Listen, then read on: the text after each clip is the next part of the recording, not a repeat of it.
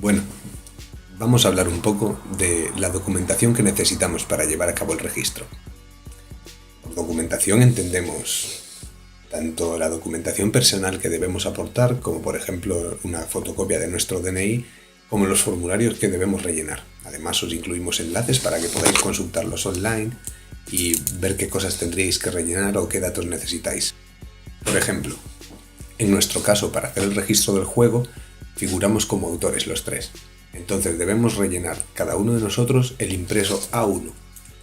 Esto es datos de autor, en el que figuran nuestros datos y la conformidad para el registro de la obra. Con este ya tenemos que aportar una fotocopia de nuestro DNI.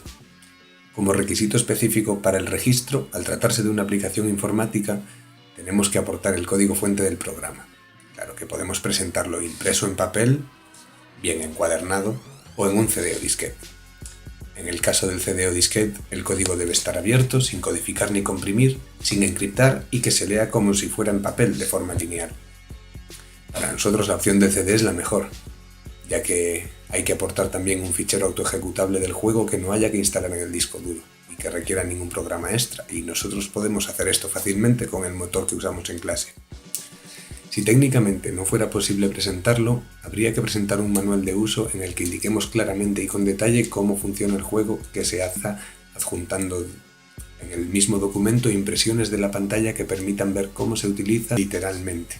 Es decir, el manual tiene que reflejar el juego gráficamente y debe estar numerado por páginas, encuadernado y firmado por los autores. En caso de que quisiéramos registrar otros elementos por separado, si están incluidos en el disco del juego, formarían parte de ese registro, pero si no, teníamos la opción de realizar a mayores un registro de la obra como obra audiovisual o de declarar las partes por separado.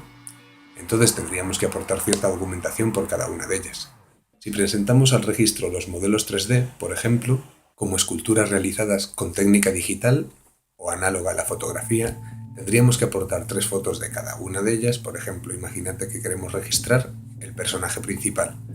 Pues tendríamos que aportar 3 fotos de él, de las medidas que nos piden, 18 por 24, que permitan su representación realista encuadernado con una portada donde se indique el título de la obra y el autor.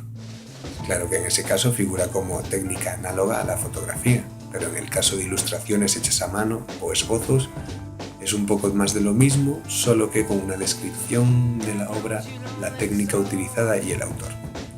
Para registrarla como obra audiovisual interactiva, de cara a registrar las cinemáticas, los elementos de animación, tendríamos que llevar también un dossier por escrito con una descripción del juego, una grabación del mismo en un soporte que pueda ser examinado por el registrador, y con la pequeña complicación de cara a hacerlo en grupo, ya que figurarías como productor, yo o alguno de mis compañeros. De esta forma, si el guión, la música y demás elementos son todos tuyos, solo tienes que hacer el impreso A1, hacerlo constar por escrito.